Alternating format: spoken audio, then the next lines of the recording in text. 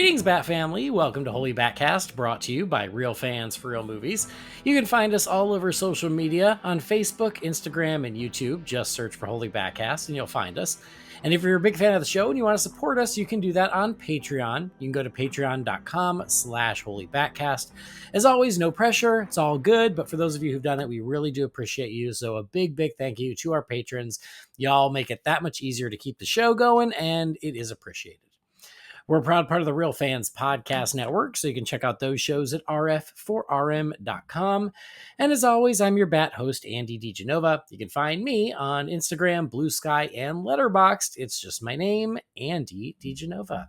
I guess I should start by wishing you all a happy Superman Day. I didn't know it was Superman Day until the internet told me. I'm a terrible fan, and I feel bad about it.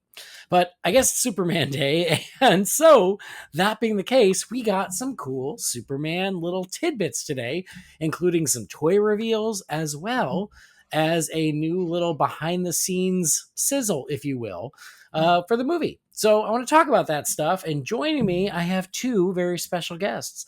They've decided to come on over to this side for just a second to give their show a little bit of a break so they could come join Holy BatCast, and I appreciate it.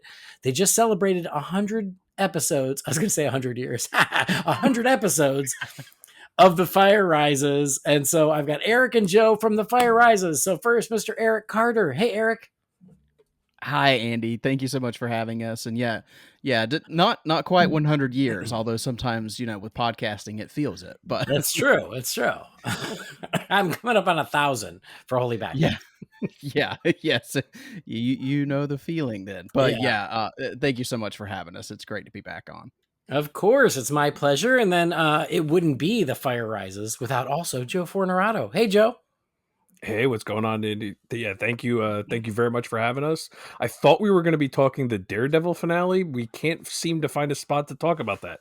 But yeah, I mean, I have pretty strict rules here. It's Batman or DC, but I got to draw the line at Daredevil, unless it's a Batman Daredevil crossover. That's the only one I'll allow. That's fine. And you know what? I'm looking forward to talking some Superman.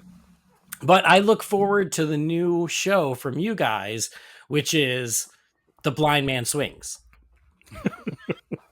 We've had the suggestion. I've heard. I just don't have the time. And I say, bless you if you want to do it. It's a far smaller body of work than Batman. Like not as much to dive into as Batman. It is. But anyway, so let's talk about Superman, even though this is a Batman show. But it's the summer of Superman is on its way before we know it. Today was Superman Day. Again, I didn't know that, but yay. And so I was like, oh, cool. We're going to get some stuff for Superman Day. And we did. And we joked about like, oh, well, then where's the trailer? So we didn't get a trailer. I still say it's coming in the next couple of weeks. I still think that's going to be true. But they found a way to give us something new without giving us something new, which is what they did last time. They're getting very good at this. So they gave us the behind the scenes stuff. We're going to talk about that in a minute. But first, they gave us reveals of the new toys coming for the film. And we had seen some leaked photos a week or two ago, and now leaks no more. We've seen a bunch of the action figures. So we are those kind of nerds. We buy this stuff. At least I'm going to buy some of this stuff. I assume you guys are too. So let's talk about those first. We saw action figures for obviously Superman, who comes with Crypto, Lex Luthor, the Kaiju, Metamorpho. Who else? Mr. Terrific. Mr. Terrific. Okay, there you go. Mr. Terrific. I was like, I knew there was one more. It wasn't Guy Gardner or Hawkgirl, but there you go. Mr. That's Terrific. Right. I didn't even think I'm shocked we didn't get a Guy Gardner. I know. Well, I'm sure it's coming, but that's what we got for today as far as like the McFarlane, really nice, what are they called? They're not called Movie Masters anymore. Are they multiverse? Multiverse. Yeah, DC multiverse line. Yeah, I was going old school Movie Masters. But yeah, so there's those, but McFarlane also has the Superpowers line. And in the Superpowers line, they have Superman, Mr. Terrific, Guy Gardner, and Metamorpho. Did you see the latest reveal of the Superpowers line, Andy? The Fortress of Solitude? Yes, I didn't know if you Yes. saw that or not, but that was really cool. Oh, I didn't see this. I did. And then also those really nice McFarlane Toys statues, they have one of those of Superman too. So Yeah, those are so nice. yeah, And at lots a of really stuff. good price point. I know, $40, man. You can't beat it. It's so good. So let's talk about superpowers first. Did you guys see the pictures of the superpower ones? I'm on the McFarlane website right now. They came right up. I hadn't seen these until we were prepping for the episode. But yeah, Superman, Mr. Terrific, Guy Gardner, Metamorpho. I do love the superpowers line. I don't buy them all because, you got to draw the line somewhere. But I love that the Superman movie is getting representation in all the different lines, which makes me happy. So I've never collected this line, but I love that they exist. And this is something that I didn't expect, but I think it's so cool to see these throwback, superpowers figures, but with this new coat of paint with the Superman movie representation. That is so cool. And for the people who do collect them, what an awesome addition. Yeah, is this the first time they've done like a modern line, like as far as like when the movie's coming out? That I can think of, yes. Or any type of property is actually like current, and then actually getting the superpowers theme, because it is really cool. It's definitely not my thing. And before, when I said I was shocked we weren't getting a Guy Gardner, I want to preface, the sad part is I'm not shocked we aren't getting a Hawk Girl, because sadly they do just leave out the women for whatever reason. They always leave out the female, and it is annoying, but it's gotten to the point now where I expect to not get it, which is sad. For the multiverse, I fully expect we'll get a Guy Gardner and a Hawk Girl. I would hope so. Because like of course you should. Even frankly, they should have a Lois Lane too. But yeah, for the superpowers, it's less shocking. But yeah, again, I bought a few of them, but again, I try to be careful about which ones I buy. But they're super cool, and again, I love the tie-in with the movie. And then, like you said, I hadn't even seen it until, again, just before I hit record, is the Fortress of Solitude playset, which is awesome. Yeah, I wasn't sure if it was part of the main line when I first saw it. But then you look at it a little bit more and you could tell it's definitely going with the old school. It almost has that Batman 66 vibe to the set. Yeah. Yeah, it does. But it's got the whole magnifying glass thing that we see in the extended look that we got not long ago. Yeah, I didn't even notice that. Yeah, and it's got like a little throne. It's got all the crystals. It's super cool. Don't think I'll buy it, but it's super cool. Yeah, I don't think I have room for that. I don't have room. But yeah, and then the statue, the only one that I've seen is of Superman himself, but it's a really great statue. If you want like the best look at the costume, like unaltered, without joints, without articulation, I feel like that statue is the way to go. And it's a great likeness of David Cornsweet. And so he's on a little base that's like the logo with the crystals from the fortress. Honestly, the base is kind of my favorite part. But yeah, it's super cool. I don't know if I'm pulling the trigger on that, but it'll be tempting when I see it. I do wish there was crypto in that one. Yeah, I'm kind of surprised there's not, actually. Yeah, because I don't think they're going to sell crypto separately in that line. I'd be shocked if they did. So hopefully he's included somewhere. Yeah, that's a good point.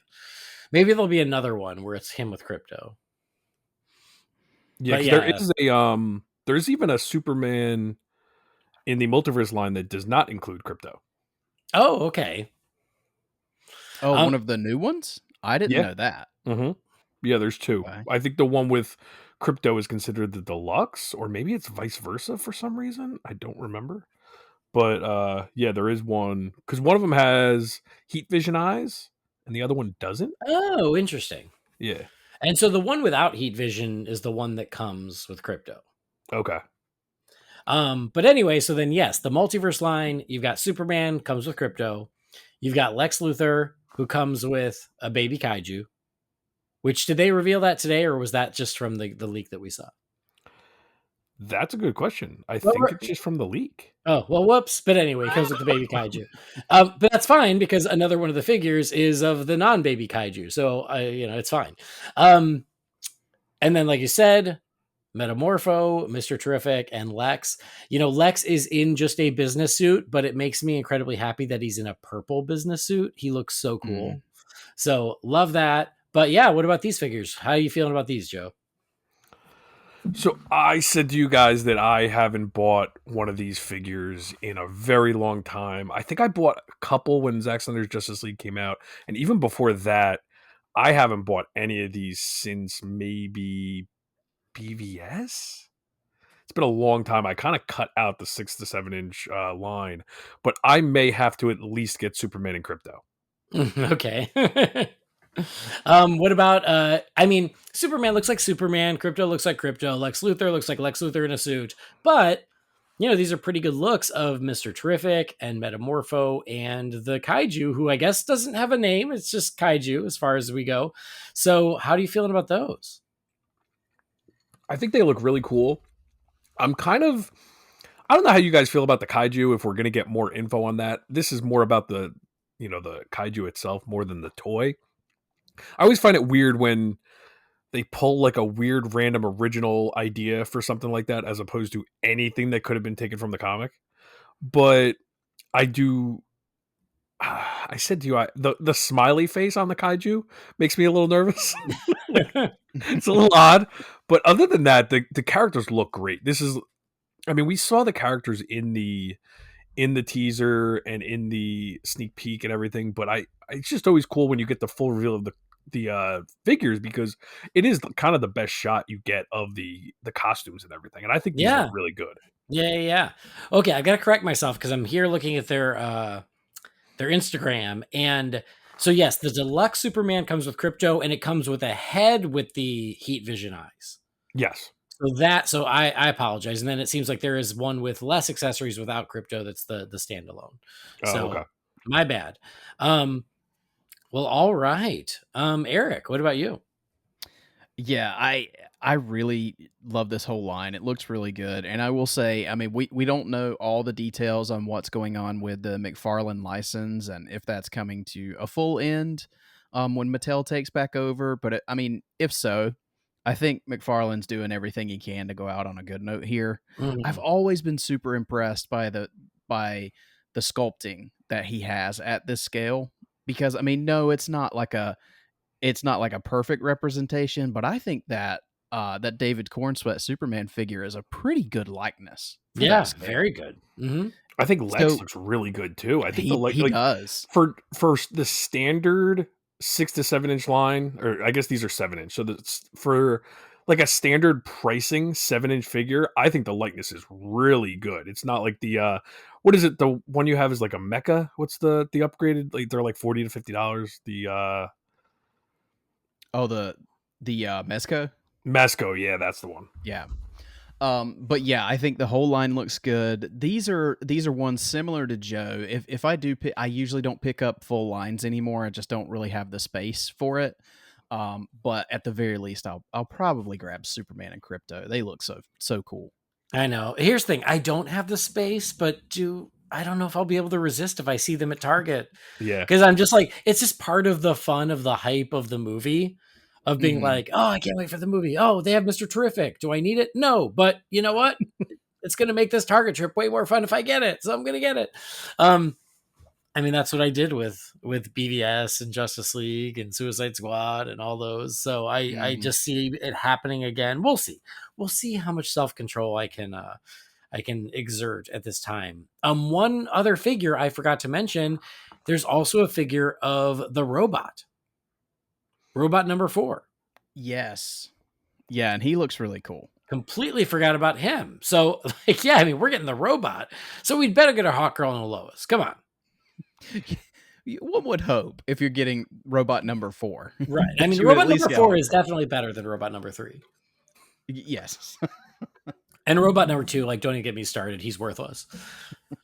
Okay, so again, we've seen Mr. Terrific well enough, but in the figure, you get the look at the jacket. It's still it's right off the comic book page with Terrific on the back, Fair Play on the arm, and this is our first real look at Metamorpho, because in the trailers up until today, you just got that extreme close up of his face, and you couldn't really make it out.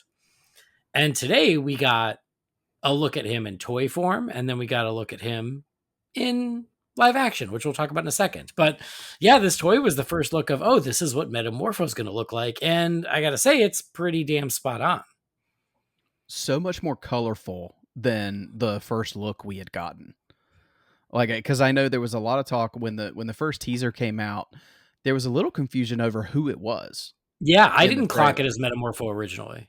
I didn't either. Yeah, but especially in the figure, and we'll talk about, like you said, we'll talk about the other stuff later, but he's got comic accurate colors to the T. Mm-hmm. Yep. So that is really cool and unexpected. So we finally get to see what he looks like. And I know what you're saying about the Kaiju Joe. I like him. He looks just like, honestly, what we've seen in the trailer. But yeah, he's his face has more personality than I think we expected.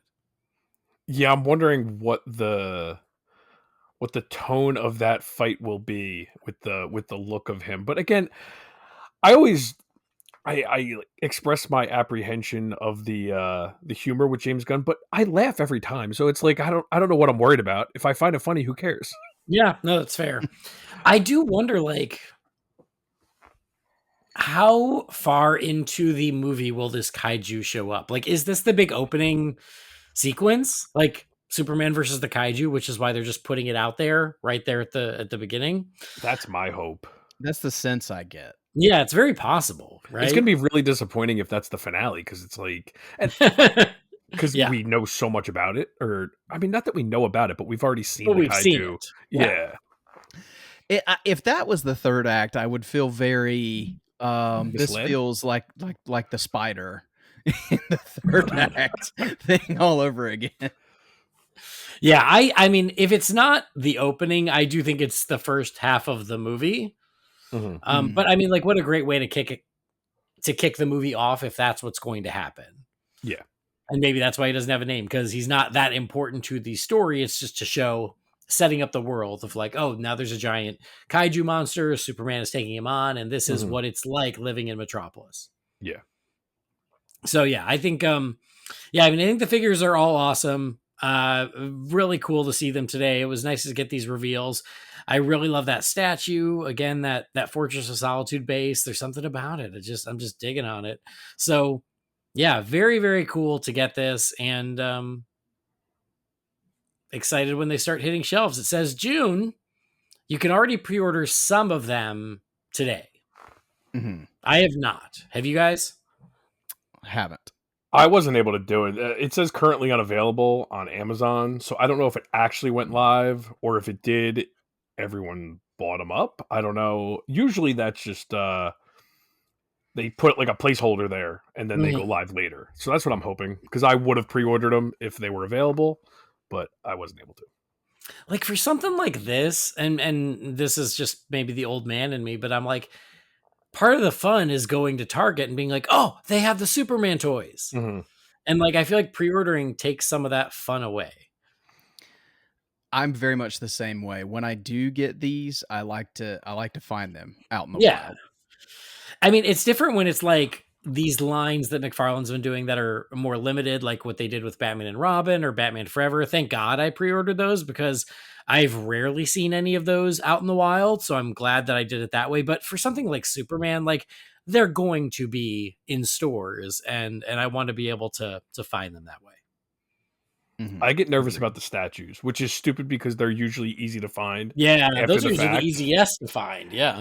Yeah. Because I remember doing that with the Flash, getting the Flash and Keaton's Batman. I thought that was going to be like really hard to come by, and now you could still get them for relatively cheap. Oh yeah, like I got Aquaman and Black Manta from Aquaman and the Lost Kingdom for like half off, because I waited, and then they eventually just went on sale. Yep, I think we got them around the same time, because I think we messaged each other about them, because Black Manta was like $15, $20, something like that. Okay, sorry for the tangent, but let me ask you a weird question. Does the trident all bent in his hand for you too? I'm looking at it right now, and yes, it does. Okay, that drives me nuts. It's like his hand is ever so slightly too small, so when you put the trident in, it like bends, and I hate it. So right now it's not in his hand because it was annoying me. Mm-hmm. But he looks so badass otherwise. Yeah. Anyway, All right, cool. Well, there you go. There's some things you can spend your money on as the summer of Superman approaches. These toys are just so much fun. I know there's going to be a lot of crypto merch, and it's a great excuse to buy that stuff for Harley anyway. Absolutely. And then, you mentioned earlier, Funko's got some coming too. NECA posted a tease of their Superman figure today as well. So it's not just McFarlane. There's going to be plenty of these toy companies jumping on. Yep. I forgot about the NECA. Has NECA done DC?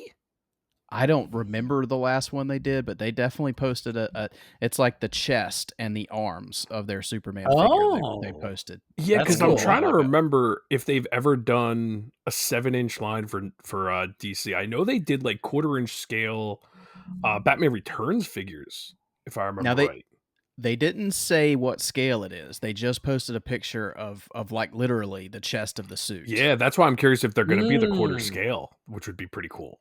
I see that now. Yeah, interesting. Yeah. Very and cool. And Joe knows, you guys all know, I'm waiting on the eventual Hot Toys announcement to really bite. You'll get your figure in 2028. Yeah. All right. Well, cool. And I showed you guys, and I picked one up for Brendan, is you can get the Superman shirt with the new logo at Walmart for a whole $8.98. Gotta love Walmart. So, I mean, it's already out there for Walmart. And I showed you guys, and then I left, and I was in the car, and Brendan's like, hey, can you grab one for me? And I'm like, I'm already in the car. But I went back today and grabbed him one. So, oh, that's nice. $9 well spent. I'm wearing mine. What a good friend. Right now, and I might just buy another one for $9. It's so cheap. How can you not? Right? But yeah, I think I spent like $30 at the DC shop when they first were released. Yep, same. That's okay. It's going to a good cause, which I guess is Superman. I don't know. Anyway, so we didn't get a trailer, but they did release this behind the scenes look of the film on all of the socials, on YouTube, from the DC channel, the Superman channel, Warner Brothers, all in. And so it was a really nice surprise. And another thing where I was in the car, so I had to wait until I was, at lunch that I could watch it. But a very cool extra surprise we got today as we're waiting for the next trailer, whenever that might be. So, Eric, what did you think of this 2-minute and 17-second behind the scenes look? Well, I have before I get into that, I have a theory on why it might not have been a trailer. Okay, great. Today. So we know that Star Wars Celebration is going on right now. Yeah. And I feel like that's taking up a lot of the news space amongst the, the nerd communities and things like that. So I wonder if part of that, because they're dropping announcements and things like that, I wonder if part of that is, okay, let's let Star Wars Celebration get out of the way, and then we'll get the headlines with a Superman trailer. No, that's fair. I didn't even think about that, but you're right. And I would have said, then why make Superman Day today? But you said there is a reason. It's Action Comics. Yeah, so the Action Comics #1 was released on this date. In 38. So the little behind the scenes look we got, for not being a trailer, I got a lot out of this that I really enjoyed. And I think the one big thing I got was how much passion James Gunn has for Superman. Because the beginning of the little behind the scenes starts with him talking about what Superman means to him and how long he's been working towards cracking a Superman story, because it sounds like this is something that's been on his mind for a long time. And I don't know about you guys, but it sounded like this might have been the entire reason that he took the role that he did with DC. That's the vibe I got, was that this was so big for him that, okay, now I want to do this. Because there was a little back and forth between him, from what he was saying and what Peter Safran was saying. Yeah, that kind of made it sound that way to me. Yeah, because it does sound like that predates when he took over. Yeah. I mean, I didn't really think about it. Yeah, I'm not convinced it's why he took the job. But what's interesting is the way they talked about it was really like, he knew he wanted to do some DC stuff, but he never thought it was going to be Superman until he cracked what it was going to be. So it certainly probably helped like bring all of those things together. Because he's even talked about that before he took the job of being like, he was offered Superman and he passed. And then the more he thought about it, that's what eventually brought him back around to it. So yeah, I think it was all part of the process. And if I remember right, didn't he do the script before he really decided he wanted to direct too? Like there was a whole bunch, and we don't know how true any of that is, but that's what it seemed like. Was he cracked the script first and still wasn't even convinced he was going to direct it? Which I don't know if I believe that he ever wrote that script with anyone else in mind to direct it. Sure, but it probably had a lot to do with whether he would be able to fit it in or not. Well, I feel like I get the sense that he's very much passionate about Superman. I also feel like he's just as passionate about Batman. I think we're going to see him direct a Batman movie at some point. Mm-hmm. But from this behind the scenes look, I just feel like he is so excited to express his passion for Superman, and to hear everyone talk on set. I mean, they talked about the heart that James Gunn brings to his projects, and that cannot be understated, because even as goofy and sideways and off the wall as his projects get, they've all got, those deep pieces of heart injected into them. And I mean, I think with such a hopeful and optimistic character that they reiterated multiple times in this behind the scenes look, I think he's really going to bring something special here. Mm-hmm. Yeah. Joe, what about you?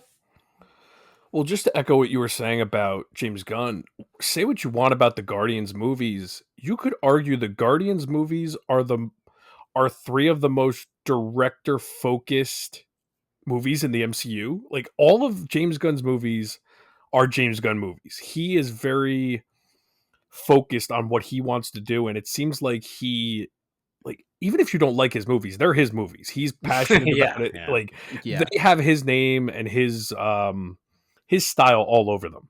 And like I said, I still hope that, Superman's going to have his style, but it's going to still have something different. And it seems like that's what's going to be the case. It's not going to be Guardians 2.0. It's definitely not going to be the Suicide Squad 2.0. But yeah, I can't disagree with anything Eric said. It does just come across as everyone is really excited for the project. I think what I took from it the most was I love the small little clips that are literally taken from the film. Like there's literal like 2 or 3 second clips that are actual footage from the film that we haven't seen. And I guess I wasn't expecting those to be intertwined with the behind the scenes stuff. And I like how those scenes were shot and how, I mean, for lack of a better term, and it's kind of a cliche, but like how stylized they were. Mm-hmm.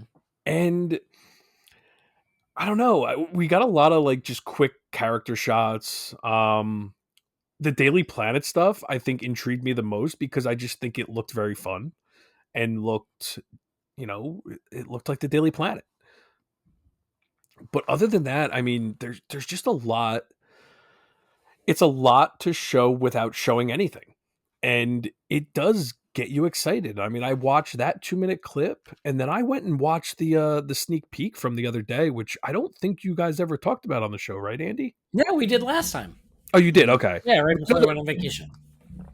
Because I remember you saying like you didn't think there was that much there. And I'll be honest, watching that and then watching the behind the scenes stuff and then watching that really got me like, not to be really cheesy, but almost got me emotional, like really excited that we're getting a new Superman movie. It like hit me like watching those two things back to back for some reason. Yeah, no, I absolutely agree with that. Yeah, this was such a nice little treat. And like I said, with the sneak peek and then with this is I think they're being very smart about keeping this movie in our, in our mindset. Like they're not letting us forget about it, but they're also being very careful about not giving away the farm. Yeah. Of like, no, like, remember it's coming. Don't forget. So here's a little something new. And then here's behind the scenes for those of you who are interested. And it shows the passion, the excitement, not just from James Gunn, but from everyone working on it. And you get a couple new little tidbits, but they're not just giving everything away. And I think that that's really great, and it's really smart. So that way we're not talking about a fourth trailer before the movie comes out. Um, so yeah, I think this was like a really smart way to celebrate Superman Day and to remind us about the movie. Not that we need reminding, but it's a good reminder for those who aren't following every little bit and piece about this as it goes.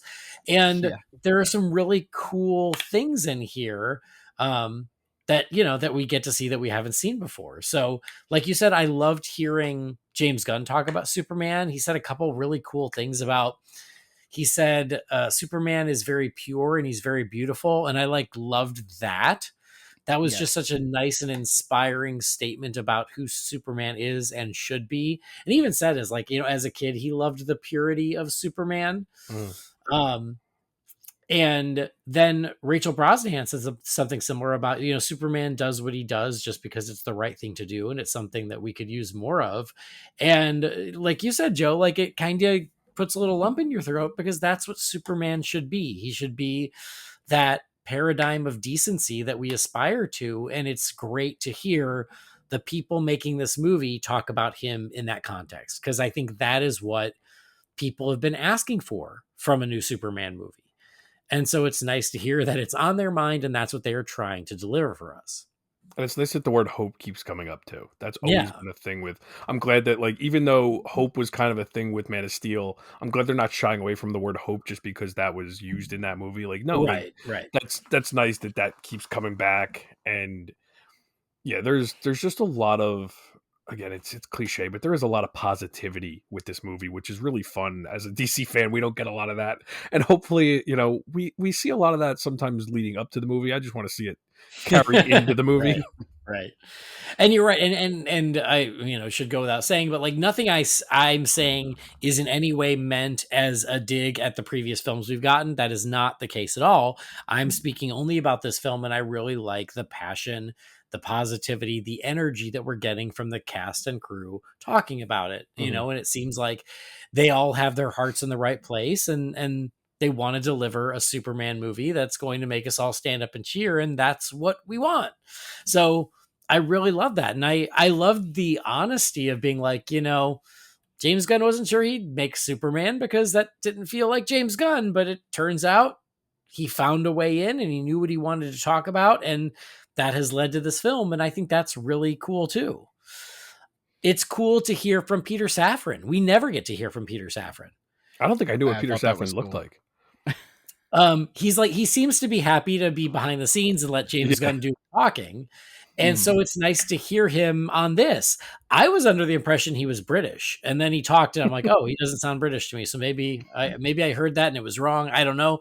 But regardless, it was nice to hear him talk about it too. It was, and I will say one thing that I really noticed, because I did kind of the same thing as Joe. I watched the behind the scenes, and then I immediately watched that extended teaser that we got recently. And one thing that really stood out to me, because there's been a lot of discourse about the suit, this particular suit. So if you watch this behind the scenes, you can tell, like, clearly it's behind the scenes. There's a Mhm. lot of rough looking shots of the suit. There's like when he's got his arms up, you can see a lot of bunching and things like that. But then you go and watch that extended um, teaser, you can tell what the effects are doing. Because I mean, Mhm. it's not blatantly obvious that it's an effect, but you can see the suit is a lot smoother. It looks like it, form fits him a lot better. Mhm. So I think that really alleviated a lot of like hesitancy that I may have had with the suit, because I think it looks amazing. I think it Mhm. looks really good.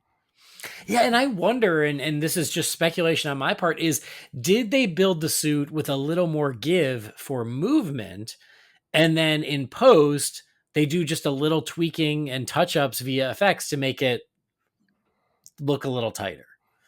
Yeah, So they make it that's easier on him to shoot so he can move better in it. And then, in with effects, they just get rid of some of those wrinkles and everything and make it look much better for the final product.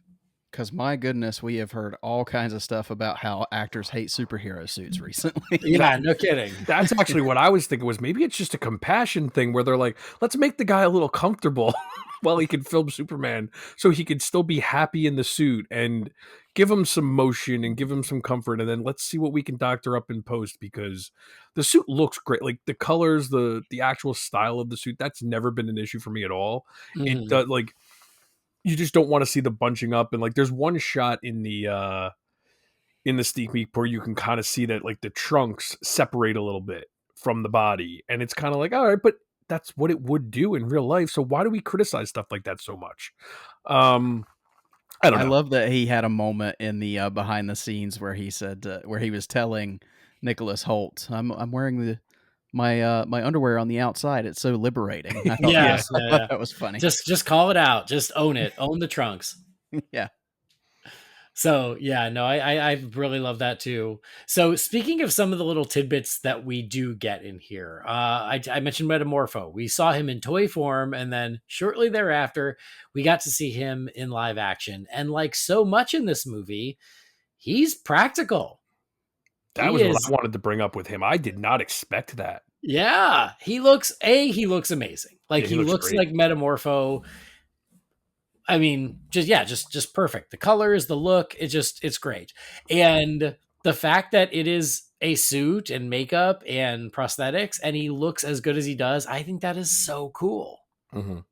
And it gives such a weight to it, like Mhm. like a natural realness. Yeah, I think it looks really cool.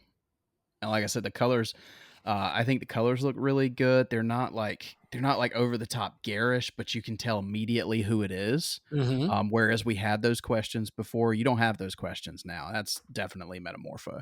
Yeah, and like Metamorpho's a character. I think he's cool, but it's not someone I've ever been like holding my breath to see in a movie. But then you Yeah. see this and you're like, "Holy shit, they did Metamorpho and they nailed it." Well, good on them.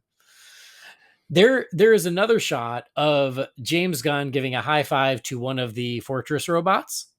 Yes. And first of all, the Fortress robots are real. How cool was that? How cool was that? And you see the dude behind him with a giant remote control operating it. Like, how freaking cool. And so I would not be shocked if you missed this because you're looking at a robot, but in the back you actually see the Metamorpho suit on a hanger, which Jamie is going to. Oh, you're right. I just got to that point. It's going to be really impossible to live with Jamie after this, but it's on a hanger. That's great. But I just think that's so cool. And yeah, like the fact that, like, you know, we watched the sneak peek with all the robots. I love the robots. I think their design is great. Will I buy that action figure? Probably. It's going to happen. But I thought they were CG. But then you see this and you're like, well, holy shit, they built the robot. Yeah. That's so cool. You know, I'm sure it's a blend of CG and practical. But no, yeah. It's real. That's a real robot. I want to hear nothing else. But it's so cool to see the puppeteer, you know, behind him working the controls. That is amazing. Yeah, for sure. Well, especially because, again, it happened so quick that I assumed, oh, like it's being operated from someone, you know, like using rods or like maybe it's a suit and there's a person in the suit. And then you look, and then when you pause it, you go, oh no, there's a dude with a giant freaking remote control operating it. Never mind. It's totally real. That's awesome. Stan Winston would be very happy. Yeah, that's, I mean, unexpected and so darn cool. They also mentioned, you know, Peter Safran talks about how happy they are to be playing in the DC world with the characters, with the library. And then I think even it's Rachel Brosnahan who says, like, we're jumping in. We're already deep in the DC universe. And again, we knew that because we know we're getting a Superman that has a Green Lantern in it and a Hawkgirl in it, et cetera, et cetera. But just to hear that, and again, something that we as fans, or many of us as fans, have been asking for, of like this lived in, fleshed out DC universe. It's just, for me, I was just happy to hear it. Yeah, and to hear that, you know, I mean, even though it's established, I mean, it's so perfect to have Superman as the, you know, the entry point of this world. And then, you know we're going to meet Supergirl in this movie, although we didn't see anything from her. We still haven't seen anything from her. No, they're being very coy about that. Maybe they'll like release Hawkgirl, Lois, and Supergirl action figures on the same day, and it'll be like, girls get it done. There we go. But yeah, I'm with you, Andy. I love everything that they're discussing about, you know, this world, and as vast as it already seems like it is, and we haven't seen 1 second of film yet. So yeah, I'm excited to dive in and just see what they've got in store for us. Well, and you know, there was the shot of Metamorpho. I didn't mean to jump over the shot of Hawkgirl. It almost looks like a costume test more than anything of her just standing against a black background. But, you know, that costume's pretty perfect too. They all have that same logo on their chests that, did we think it was Maxwell Lord's company that they're working for? It's Stag Industries. Or is it Stag? Okay, it's Stag. But anyway, so yeah, she looks great too. I'll tell you, I think the shot that made me the most happy was the army of LexCorp soldiers in their power suits. Yeah. It is so badass. These suits are awesome. You know, they're green and purple. It looks like it's a LexCorp logo. It looks like an L and a C on their chests. And, you know, these, you know, we talked about power suits, I think, when the first trailer came out. But to get a better look at all of these and know that Lex has got this army of soldiers, just, I'm super excited. And the funny thing is, it's the reverse of the BVS release. We did not get a power suit Lex Luthor figure. So I think that means we are going to get Lex in a power suit, right? Maybe. I would not be shocked. But in that, I just realized I was so busy looking at the power suits. Ultraman is in that shot too. Oh, I didn't see that as right. I'm just looking at all the cool power suits, but Ultraman is only in black. And so, yeah, it's so easy to look right past him. And the engineer is there too. But yeah, I think the power suits look badass. I'm still pretty sure Lex is going to put one on. I just feel like you're already like 90% of the way there, just having them exist in this form. It'd be a pretty big troll job if he doesn't become one at some point. Right? Yeah, right. Like, I mean, put one on. Like, they know what they're doing, making those suits purple and green, and come on. There's also another shot of someone in a robotic suit coming out of like a spaceship or something. Yeah. Mm-hmm. I don't know what's going on with that. Yeah. Yep. I was wondering the same because it definitely is a different style of suit. Yeah. To the soldiers, but you know, maybe this could be Lex's suit where he saved the best one for himself. And then it could be someone else entirely. Then the shot of the two flamethrowers. Mm-hmm. Mm-hmm. Can you make out who that is? Is that Lex? Oh, let me find it. I've watched it numerous times and I can't make out the face of whoever's doing it. I don't know if you noticed that a bunch of these shots, with David Corenswet in the background is his stunt double, just in the costume chilling out, which I think is awesome. I can't find the flamethrower shot. Yeah, it's hard to tell. It's way towards the end of the sneak peek, but I'd be shocked if you could make it out. I'm sure someone has. I'm sure someone can blow it up and tell, but well, it looks like he's got some sort of mask on, right? Yeah, it looks like a helmet or a mask or something. He looks like Hush with glasses on. Yeah. It's the Riddler.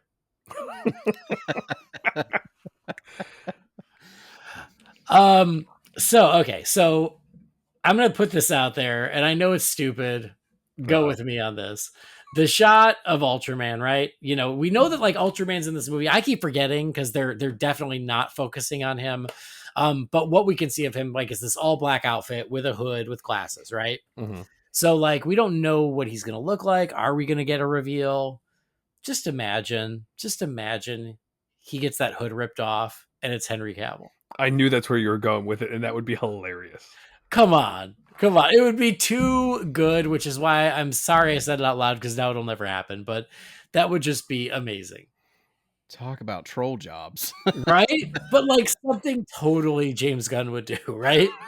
And I think Henry Cavill would too. I think so too. I think Henry Cavill would totally be on board for that. But anyway, yeah, it was just something I thought of the other day because I was like, like we've mentioned Ultraman. There's kind of the quickest shot of him in the trailer, but they're totally not focusing on him for a reason. And so like, what's that going to be? What's that going to amount to? Right. I'm just so curious because we don't know much about it. So it was just a thought that crossed my mind, which again, I know is silly, but would be amazing.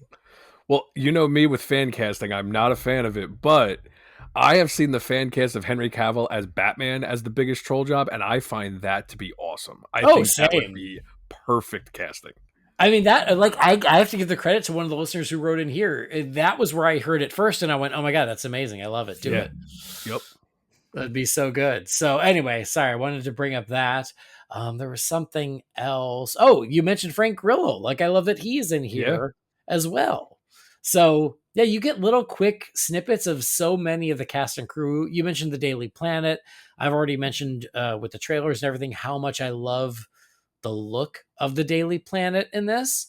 But just seeing like them get that shot of Perry White walking down the hall of the Daily Planet with Lois Lane and Cat Grant, like that just made me happy.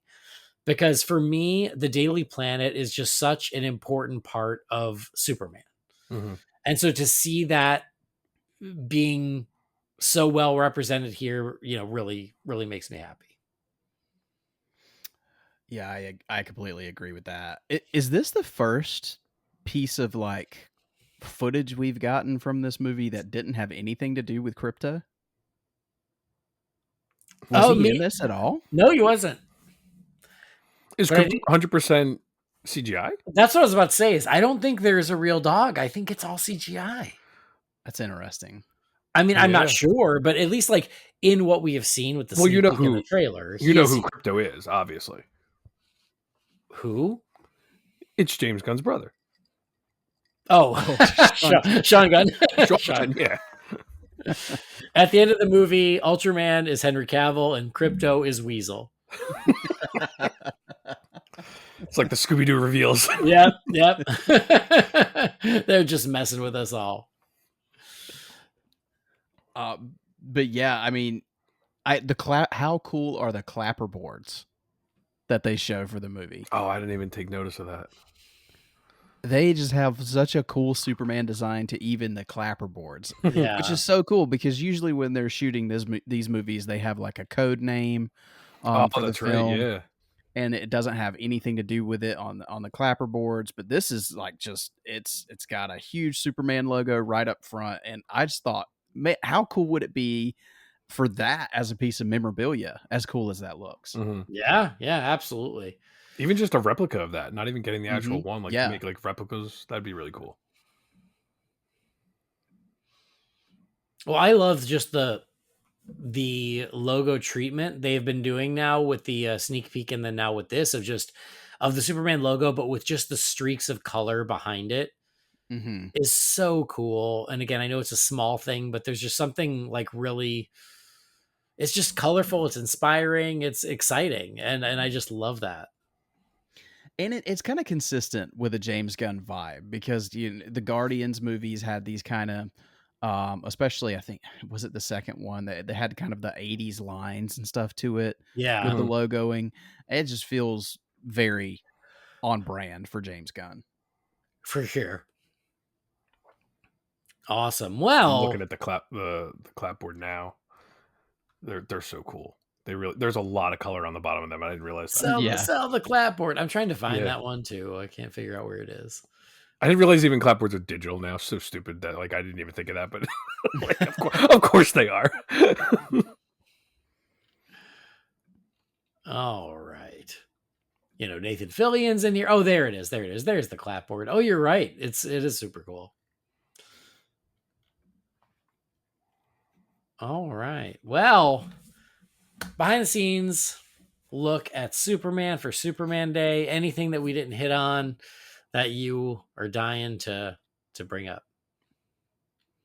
I think just the fact that you were saying, like, you forget that Ultraman and the Engineer are in this. Because I mean, even Rick Flag Sr. When he pops up, you're like, oh yeah, that's right. He's in this too. How is all this stuff going to tie in? That's what I think interests me the most. Like, I'm not worried about it being too cluttered or too many characters or anything like that. But I'm very curious how this all fits in. What they're doing there, how they, the engineer I know nothing about. Like, why even include the engineer? Like, what is so intriguing to James Gunn about the character of the engineer? Yeah, I don't know. And I just found one other little thing here at 2 minutes and 7 seconds is Lex Luthor in the Fortress of Solitude. Oh, me. So there was a shot in one of the trailers of him in snow with, I think it was with goggles on. And we were like, oh, is he going to go to the fortress? And this shot seems to show that, yes, indeed, he will be back in the fortress, which it's a very classic Lex Luthor thing, especially knowing how much James Gunn loves Superman the movie and Superman 2. I could totally see him being like, well, we got to get Lex to this fortress. And yeah, because he's there. You can see the crystals and you can see those lenses that they use to focus the sun. Yeah, it's a real quick shot, but yeah, you're right. And that's a great point that we didn't discuss. I mean, this behind the scenes look starts with a nod to Christopher Reeve and that era of Superman, which, again, like you said, you can tell had such an impact on James Gunn. So that's cool to see. And I think it also, I mean, not entirely that this is going to be the tone of those movies, but I think it gives you an idea of what kind of direction we're headed. For sure. Yep. And I know some people will probably take that as like, oh, they're going back to Reeve again. And to me, it's more James Gunn grew up with that movie. That's the one he's gonna, that's the one he's gonna relate to. It's like us, like Andy, your love for Batman the movie from or Batman '89, like that's the one. If you were gonna make a Batman movie, that's the one you'd be talking about. That it doesn't mean you don't like any other Batman movies. Like, when you make a movie, you're gonna obviously talk about the one that resonated with you as a kid, the one that you grew up with. So I don't think that's James Gunn saying, oh, this is the only version of Superman, I have to do that one. It's just, it's the one he fell in love with. So we always have to put that caveat, the caveat of like, oh, we're not trying to bash the Snyder movies, because let's be honest, we all know how much we love those movies and how much we love Man of Steel. But it's just the nature of the beast, unfortunately, right now, is everyone's so on edge with that. But it's okay.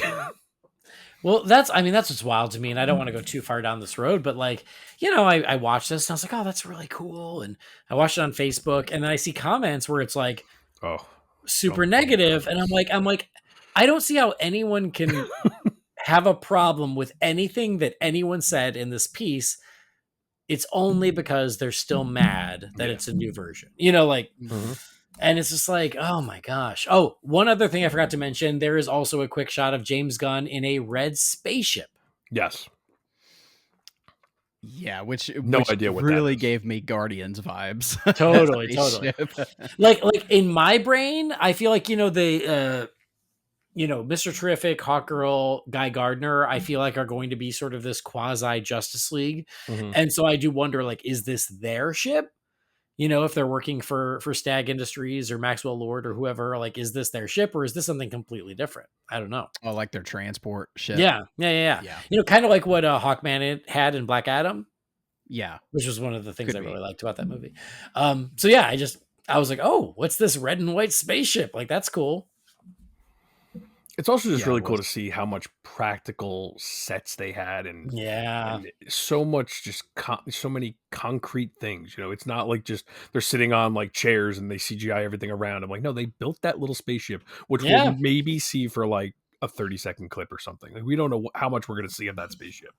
Or like the robots, they could have very easily been CGI, but they're putting a lot of thought and care into everything they're doing, which really does mean a lot, especially when you're showing these behind the scenes things before we see the movie. It does make it resonate more with us. Oh, absolutely. Like, and there's just, and again, I don't mean to sound like an old person, but there's just something about when something is practical that just, it can't be duplicated in CGI. And so the fact that like the robot is really there, the fact that Metamorpho is really there, that they're going to be playing scenes with Metamorpho and not a dude in pajamas with tennis balls taped to his ass, like, that makes a huge difference. And I love that, and that's what makes things like this. Even the LexCorp suits are real and they're awesome. So yeah, I just think that's so cool. And it's kind of a contradiction to say this. It's almost like going backwards. It makes it look realer. Like when we see the trailer and stuff, I think I just assumed it was really good CGI. Where now, because we Yeah, know it's yeah. practical, I'm gonna be like, well, of course it's practical. It looks awesome. Like it kind of has a reverse effect where if you know it's CGI, you're gonna look at it and say, oh, that looks like crap. It looks like CGI. Where now we know it just, I don't know. It does trick your mind, and it just makes you appreciate it that much more.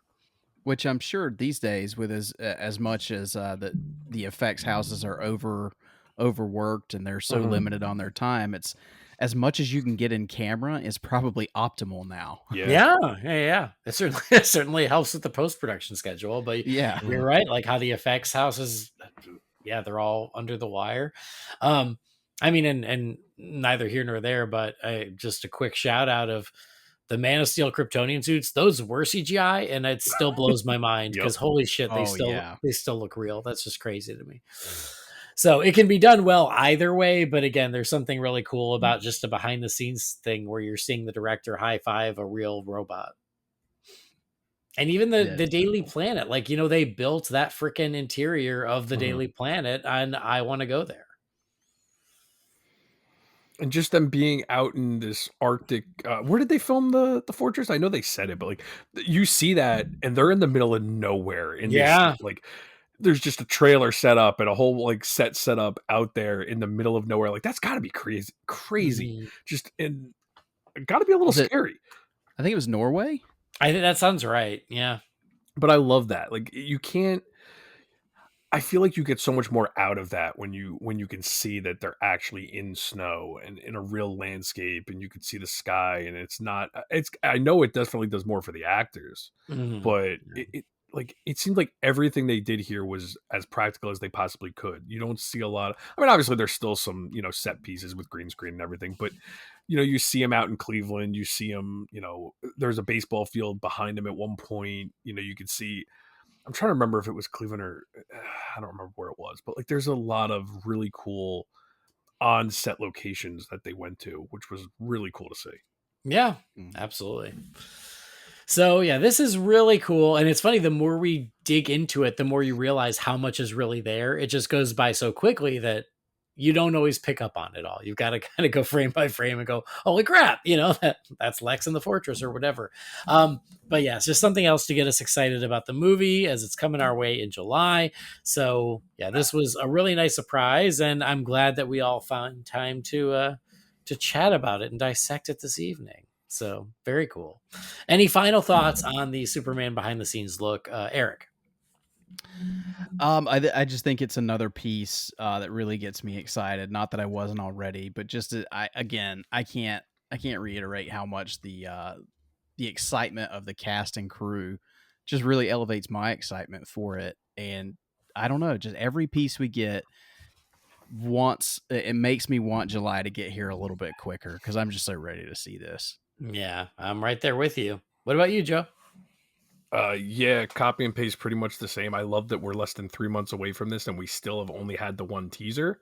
We didn't get a trailer today, but like, they're spreading it out, which is nice, where just when it might go out of our minds a little bit in the next 2 or 3 weeks, they're going to drop a trailer on us out of nowhere and just keep it in everyone's mind little by little as we get closer to the release date. And yeah, watching the sneak peek and then the behind the scenes, both of them today back to back, watched it with my daughter, which was fun. I'm hoping that I can take her to the theater to see this. If not, I think she'll be fine watching it at home. Sometimes it's a little bit different when, she's still young. I'm obviously going to watch it first to see if she can, but just the promise of being able to like just come home and watch a Superman movie with my daughter will be really fun because she loves the crypto stuff, obviously.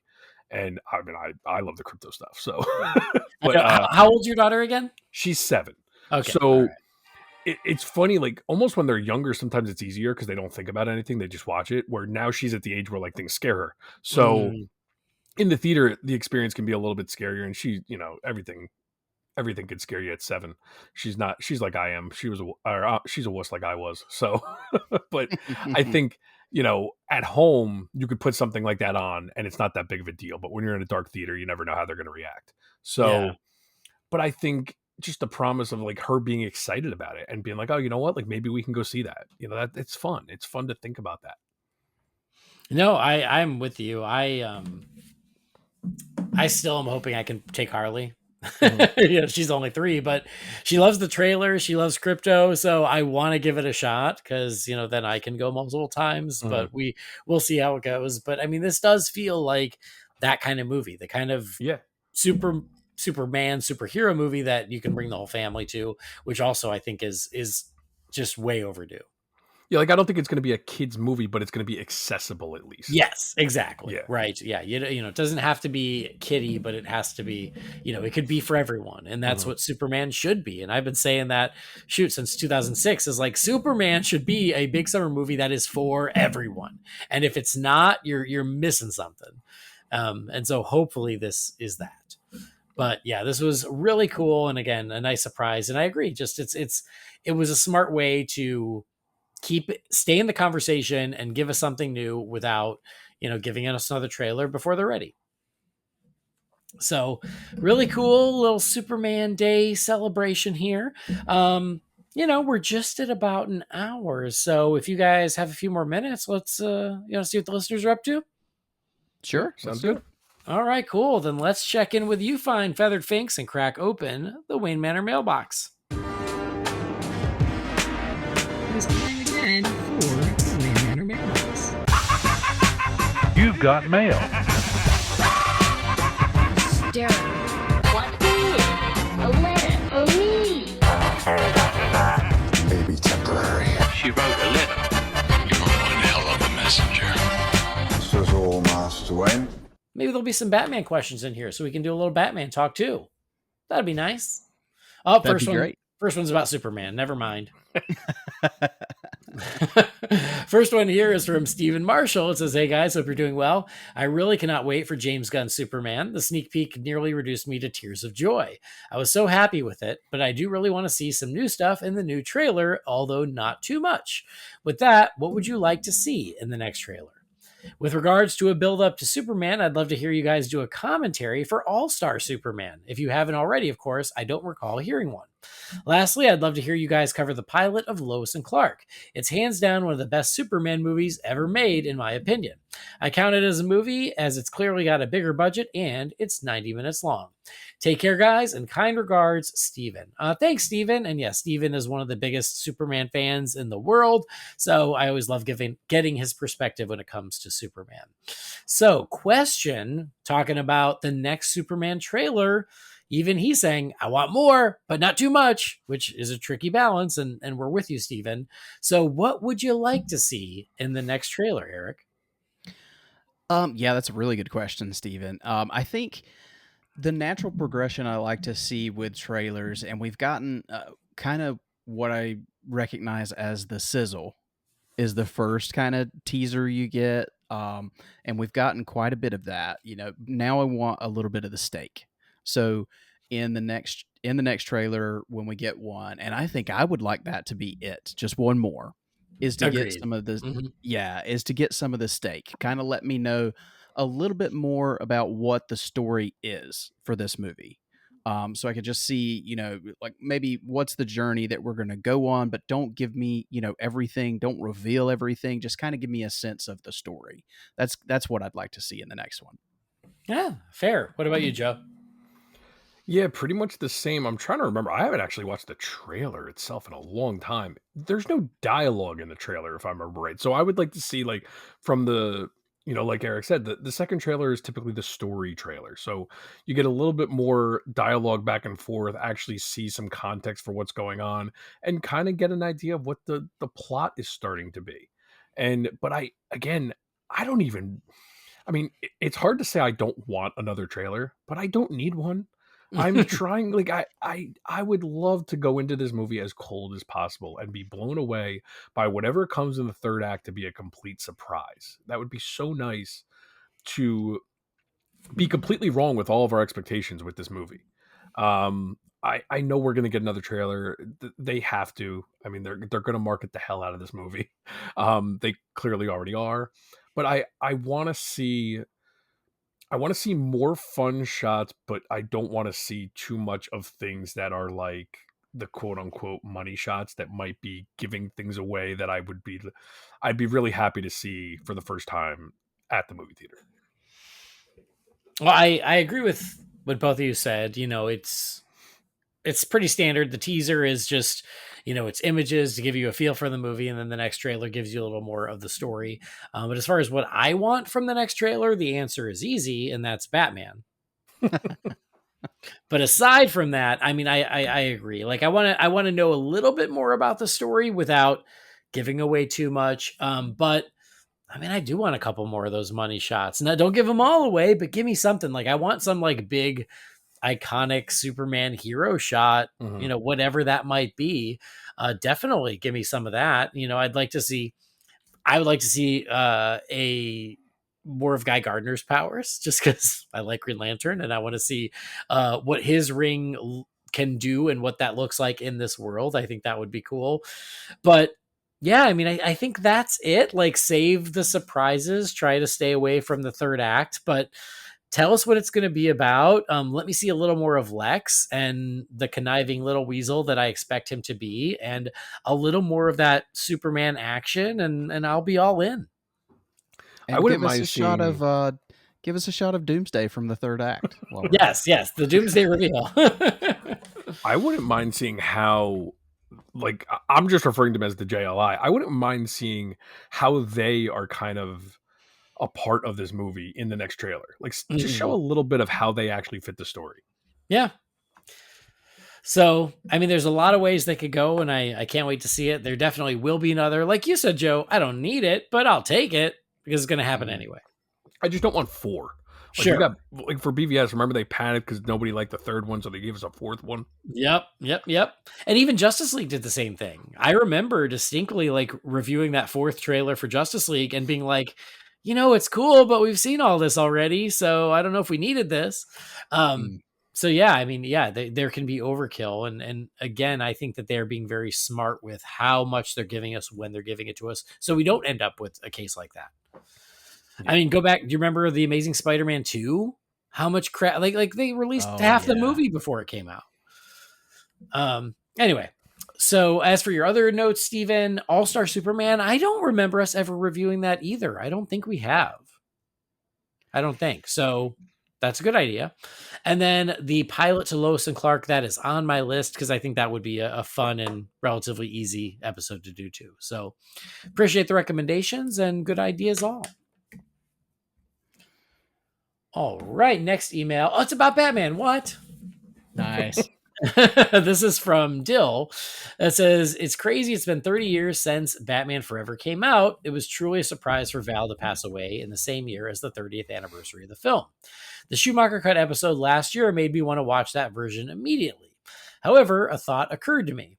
No matter how great the deleted aspects are, Jim Carrey and Tommy Lee Jones will still be hopping around and doing God knows what. But how great would the film be if the bad jokes, mugging, weird noises, and overacting were cut? The original scene sequence restored, the deleted scenes regarding the Red Book and its resolution that his parents' death were not his fault, critical newscasters and Bruce's identity crisis about being a killer in the first 2 films were added back in, and Danny Elfman's scores substituted for the circus music of Goldenthal. Then I found a cut of the film online that included all the deleted DVD scenes, as well as some that were not on the home release, and also reordered the film to its original scene sequence and used Elfman's music instead. How he got them, I don't know. But then I edited out every line of ridiculous dialogue that the film has, and I've not been able to watch the theatrical cut since. That's coming from someone who likes the OG, and it was the first Batman movie I loved as a kid. But this is how I watch it now. I would love to hear your thoughts. I will send you a link. Sorry for the long email. I appreciate the podcast, and I have since the pandemic. So anyway, thank you, Dill. Appreciate it. And you've piqued my curiosity. Maybe I will check this out. He has asked me not to openly share it, but it's interesting. And I mean, I hear where you're coming from, Dill, because that's always been my thing is I'm like, listen, I am convinced there is a better version of Batman Forever where the story is cohesive and makes more sense.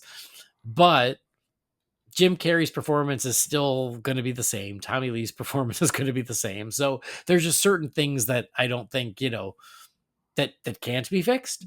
But Mhm. how interesting that it seems like there are cuts out there, including one that it seems like you did, Dill, that tried to get it as close as you could. So I'm very curious. Yeah, Joe, any thoughts on this? No, I mean I've seen the rumors for years, or I guess the theory that there was the Red Book edition, quote unquote, that's been out there for a while. That's a fan edit, and Right. it seems like even what he has might even be more vast than that, and that he went ahead and edited some more. Very intriguing. I think it sounds really cool. I have a hard time with fan edits, especially if like the quality doesn't line up. Yeah. But Yeah. it's one of those things where it might be fun to watch one time just to see like how it is. And I give him a lot of credit for taking the time to actually do something like that. Um, the score is definitely something that's intriguing to me, and I don't mind the Golden Ball score, but I think all that stuff is very intriguing with the deleted scenes and stuff. And like you said, with Riddler and Two Face, the Riddler performance never bothers me by itself. It's the combination of that and Two Face, because Two Face just seems just like more of it and just dialed up for no reason. You can't really that out too much. And from what we hear with the Schumacher cut, it's pretty much the same. So Mhm. who knows? But yeah, I still want to see uh, some type of re-edited version officially released. That would be really cool to see. But we'll see what happens. Yeah, what you said about the music, I definitely agree with. Is like I don't mind the Golden Doll theme. It's not my favorite the way it is to a lot of people, but I don't mind it. I think it's okay. It's it's the weird cartoony music that he's Mhm. got in the movie itself that always like really throws me off. So I do think, and when we talked about the Schumacher cut, even then, the gents who I had join me, they were like, the music makes all the difference. Like if Mhm. you're watching a lot of Batman Forever, but it's the Elfman music, it just feels better and more like Batman. And I'm like, yeah, that's absolutely true. So I would be very curious to watch this just for that alone. Mhm. Um, Eric, any thoughts? Yeah, lots of thoughts. Um, so if you read the novelization, which I have multiple times, there's just so much that I would love to see, and I just actually re-listened, Andy, to that Schumacher cut episode the other day, um, that you did with those guys, and it sounds like a lot of that I love from the novelization is in there, and I think as much as you can't take away what Tommy Lee Jones was doing, I'm in the same camp as Joe. I don't mind Riddler so much with Jim Carrey. It's just when you combine those two, it's so overbearing. But I think a lot of the Val Kilmer stuff that you see feels like he was reading the same script of what I was reading in the novelization. And if you get more of that story, his performance to me makes more sense. Mhm. Because again, I've always said I feel like, well, not always, but because I absolutely adored this as a kid, and I still have a lot of sentimental value towards it. Um, it he is in a completely different movie than the villains are. I mean, Mhm. totally Mhm. different movie. And from the script, or at least from what I can gather from the novelization, that makes a ton of sense to me. I can see what he was trying to do. So Mhm. I'd love to see. And I've never been able to find any of these Red Book cuts or whatever. And I know he said don't share it. So, Dill, hit me up. I'm interested myself. He said I could share with you guys. So Okay. Okay. yeah. He just doesn't want it publicly. So y'all, it's check your messenger. Yeah. I got you. Um, all right. Well, thank you, Dill. Appreciate it. And next email, it's from Mark Bickford. It says, "Hey guys, I'd like to start by acknowledging a couple members of the DC family who were affected by the fires in Los Angeles. The first is Frank Grillo, who posted that he and his sons were in a comic store shopping to replace items they lost in the fire. I don't know if they lost a storage unit or if their losses were greater, but he realizes he's got resources a lot of people don't, and he's keeping a low profile, but I thought he should be recognized. The other is Jennifer May Nickel, who was the costume designer on Gotham Knights, the show. She posted a before and after video, and she and her husband went from having a classic little California ranch to having a soot-covered slab and the charred remnants of a cheese grater. I'm not linking to any fundraisers, so everyone listening, please be wise and careful with your money, but it's worth remembering that just because someone lives in Los Angeles and works in TV, it doesn't mean they're rich. You recently talked about DC-related events you had attended, and I've got my own story. When I turned 13, my mother took us to Florida on vacation. It was a guided bus tour where everyone went to a particular park on a given day. This was when Disney was just the Magic Kingdom and the 3 original hotels. When we got off the plane, we went directly to SeaWorld, and I got to see the DC Superheroes water ski show that had a back cover ad in all the comics at the time. I don't remember the details. It was essentially a regular water ski show with the performers in DC Comics. But I do recall it was the first time I had seen Mara, and they did the mismatched girl illusion on the beach. It was the first time I had seen that too. We had a great trip. It's a terrific memory. Another writer recently asked where you see yourself DC-wise in 5 years. I hope I'll be looking back on a successful run of DC movies and the shows that are mostly beloved. I fear I will be eagerly looking forward to the release of the first teaser for the Batman Part 2. People say to make the Reeveverse canon to the new DCU, but who says Pattinson even wants that gig? He's already grousing about the delays, and I can't help but remember what happened the last time we had a film called The Batman, where the script was taking forever. Also, we got a Reeves-style Clayface in The Penguin. Eve, the prostitute, was kind of a chameleon, fitting into any situation, and was shown in the credits to be named Eve Carlo. Oh, did you guys pick up on that? Was that like a Clayface nod? I remember that was the last name. There was some hubbub about it after, but I don't think. I don't remember think the it was last anything. name, but I never thought that it was a homage to her actually being a version of Clayface. Interesting. Okay. Anyway, says one last thing I'll bring up before questions. In your year-end recap, you missed mentioning My Adventures with Superman. It's such a good show, and now they're expanding the universe with the Jennifer Cruz My Adventures with Green Lantern, so I wanted to give it a mention. So a couple questions. Oh, Mark, this is a marathon. Says first, do you think Barry Allen's mother needs to be dead? She was never dead in the original Silver and Bronze Age books, and the whole story was brought in by Jeff Johns when he brought Barry back from the dead. Some people seem to think that he can't be a hero without a tragic backstory, but I disagree and don't hang my hat on her murder at all. What do you think? Second question, not counting anything to do with the Bat family or, for that matter, Blue Devil, what was the greatest missed opportunity in the DCEU?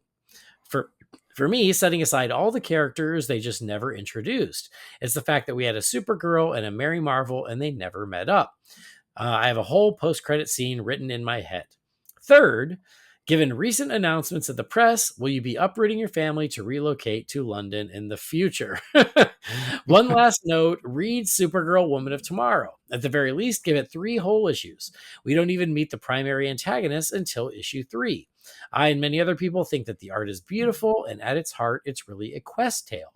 If you want an actually weird story with strange art, I refer you to Green Lantern Dark, an Elseworlds book that DC is now putting out, and as Jamie would say, that is seriously guano loco. Take care, Mark. All right, Mark, thanks so much. Okay, what do we got? First of all, I love your memory of the DC water ski show at SeaWorld. I have seen pictures of that over the years, and it's so nuts and so 70s, and I love it. So cool. It sounds made up. Oh, it's real. Oh, I believe it. It's one of those things that like there's no way someone could make that up, but it just sounds insane. It sounds very Scott Hopkins. Yeah, for sure. Media. Okay, so My Adventures with Superman, yeah, we did not bring that up. I did watch season 1. I have not gotten around to season 2. I liked it. I didn't quite love it, so that's why I haven't gotten to season 2, but you know, it is a good show, so good call there. And so here are the questions. Do you think Barry Allen's mother needs to be dead? Eric. At this point, I mean, it's such a recognizable trait for the character. I think it's kind of like Uncle Ben. It's kind of like the Waynes. I mean, I know in the Silver era it wasn't a thing, but man, it was so impactful in the Flash. I think in the Flash film that we got, I mean, and then in Flashpoint as well, I think it's a staple for Barry at this point. Okay. What about you, Joe? I kind of have to agree, and it might just be from my own ignorance because I didn't grow up with Barry Allen in the comics, and what Barry Allen I have read, his mom has been dead, and Flashpoint did play a huge part. I've only read post-crisis Barry Allen, which is literally Rebirth and beyond, from the original Rebirth, not, DC Comics Rebirth.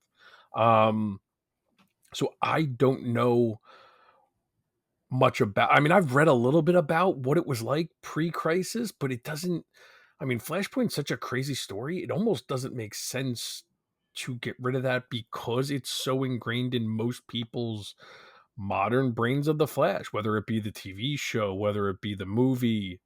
It's kind of where he is at this point. It's hard to kind of go back on that now.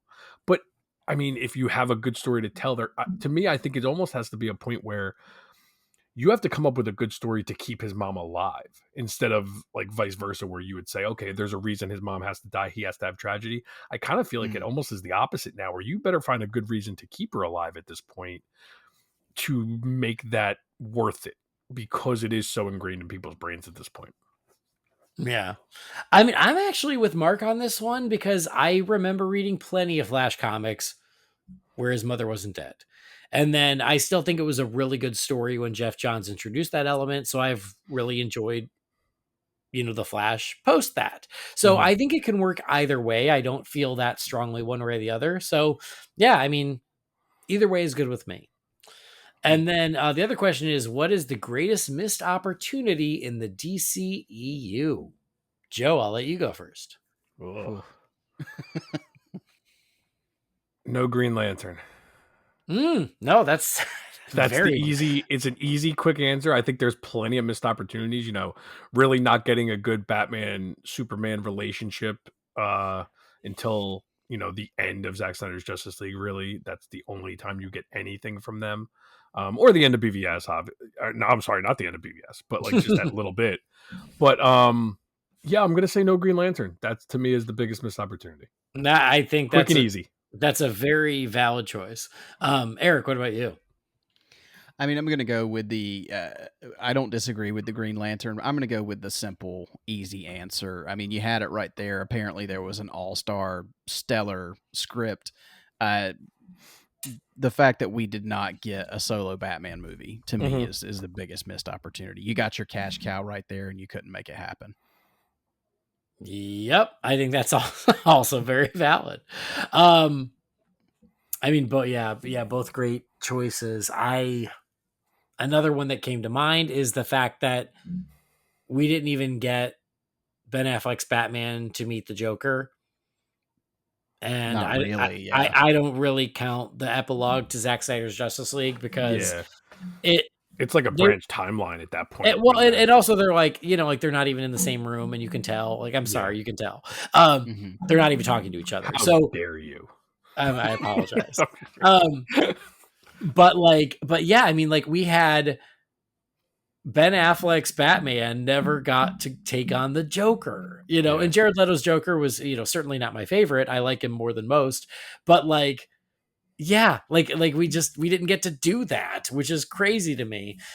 He didn't really take on any Batman villains at all. Yeah. You barely got him to take on Harley Quinn. They had that one scene where he rescues her out of the water, but that's it. How crazy is it, not to go on a complete tangent, but how crazy is it that the Riddler played like a huge part in what the original plan was for the whole DCU?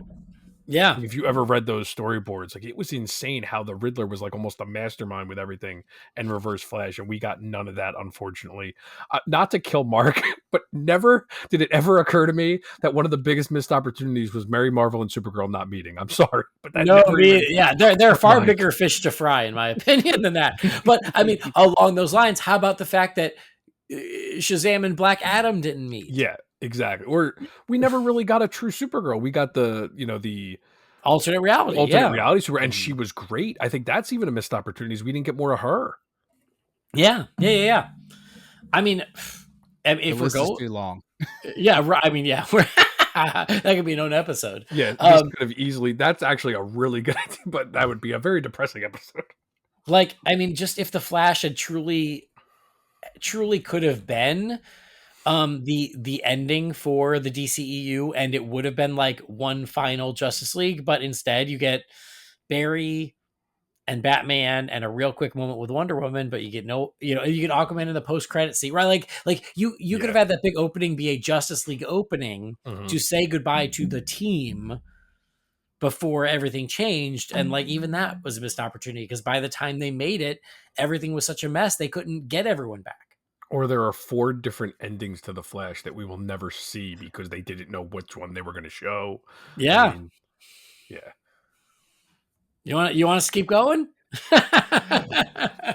Anyway, very good question, Mark. But yeah. Oh, all right. Well, and Supergirl Woman of Tomorrow, yes, I should read that. I will read it. It's on my DC Universe Infinite, and so I need to check that out. All right, one last email here. This is from our old pal Tom Fallows. It's a much shorter one. Thanks, Tom. It says, it's been a while. I've been listening to some old episodes, and I recently listened to your top Bat car chases. I do love your ranking episodes. So I was wondering if you guys could rank your best Batman reveals / introductions. So like Batman's first scene in each movie, like Batman in the train station in The Batman, or the rooftop fight in Batman 89. Also, I listened back to your episodes with The Fire Rises, and I still don't know which is the wild card choice. Joe having Chase Meridian at number 2, or Brendan having Mystery of the Batwoman higher than Return of the Joker. Anyway, we all have our own tastes, but I'll stick with Nicole Kidman at number 2. Have a great podcast, Tom. Thanks, Tom. So, well, there you go. You guys got a shout out. So we know now the reason why you invited us on this episode. Yeah, it was really, it was all leading to this. Yeah, that worked out well. So intro or ranking the Batman intros from each film. Oh my. That's fun. That is a fun idea. I think that's fun. I'm going to put it down as an episode because I love those episodes too. And they require very little homework. And you had mentioned a while ago a ranking episode idea that you had that we still haven't gotten to. Yes, that's true. But that reminds me, folks out there, oh my God, now I'm going to screw it up because they changed the name of their podcast. But there was a very nice podcast who had me on, and we talked DC superhero suits. And I got to find it. I am so sorry. Hang tight. They invited me on and we talked about our favorite. Here we go. It's Soups and Sabers. So when they asked me, their podcast had a different name and then they changed it to Soups and Sabers. So my bad. So Soups and Sabers had me on a month or two ago, and we did a DC superhero suit draft. But any suit was fair game. Comic book, animated, live action, whatever, video game, didn't matter. So yeah, shout out to those guys. It was super fun. So if you want to check them out, look them up for Soups and Sabers, and you can hear why my 5 choices were the best choices. But their choices were good too. So anyway, but to your point, Joe, that experience inspired me. I'm like, ooh, we could do a little twist on that and do something all together. But trying to get us and Brendan and Jamie where we can all record, good luck. Yeah, we'll do it right after we all go see the Batman Part 2.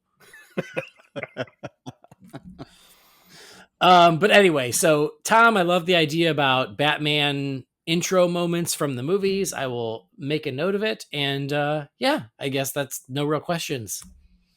Except it seems like he's on your side as Chase Meridian number 2. Joe. Oh, he is on my side? I thought he wasn't on my side. I don't know. It's hard to tell. I think he chose that as his wildest moment. Yes. Yeah. I guess. Yeah. But it seems like he's supportive of you. I got so many laughs out of that. I think because Brendan picking Mystery of the Batwoman was really just more of a wild card. All right. I think Catherine laughing at Joe for that choice gave me so much entertainment that I'm with him. I think that's my favorite. Well, now I want to re-listen too. Anyway, so thank you guys for writing in. If you've got something for the Wayne Manor mailbox, you can send that to holybatcast@rf4rm.com. But we're going to close it for now, and I look forward to seeing what you guys have next time. But that will do it for this episode of Holy BatCast. Eric and Joe, always a pleasure. Thanks again for taking the time. It was great to actually chat, with our voices instead of our typing fingers. So Eric, thanks for joining. Where can people keep up with you? Are there any other superhero themed podcasts where they can hear your voice? Funnily enough, yes, there is. So thank you again, Andy, for having me. I really appreciate it. Love coming on with you guys. So our podcast, Joe and I's podcast, The Fire Rises, a Batman podcast, as Andy said at the top of the show, we just celebrated our 100th episode. So that was so much fun. And to give a little tease, we do have an interview coming up for our next episode. So keep an eye out for that. That is coming up soon. But you can find us TFR Bat Pod on all the socials, and mine is me Carter 89. Sweet. And Joe, thank you as well. Oh, thank you for having me. Thank you very much. Always fun coming on here. It was nice that me and Eric both got to come on here. You guys can find me at J411 on Instagram, Twitter, all that good stuff, Letterboxd, and Joe Fornerato on Facebook, FORNAROTTO. Sweet. Well, thank you both, and thank you everybody out there for listening, for joining us today. Please do follow or subscribe to the show wherever you get your podcasts. Something else you can do to help us out is just rate and review us wherever you get the show. It doesn't cost a penny, just costs like a minute of your day to just go on, give us a nice rating, and it would really help us out. We'd love that. Again, you can find the show on Facebook, Instagram, and YouTube. Just search for Holy BatCast. And if you've got something for the Wayne Manor mailbox, that email address again is holybatcast@rf4rm.com. Our theme music was created by the talented Gaurav Venkateswar. You can find his work at gvtunes.com. And that will do it. On behalf of Eric and Joe, I've been Andy. Thanks for joining us. We'll see you next time. Same bat time, same bat channel.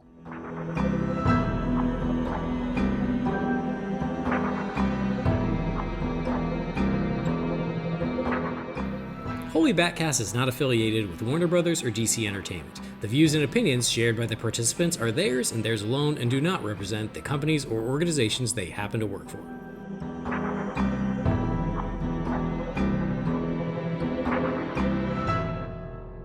And they did the mismatched magic illusion on the beach.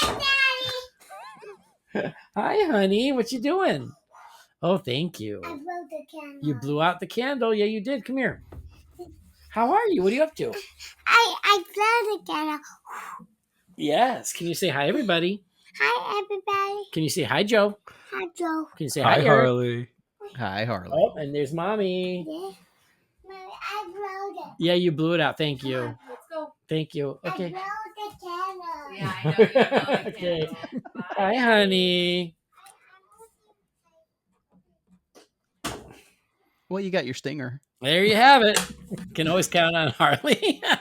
I guess So she's cute. still awake.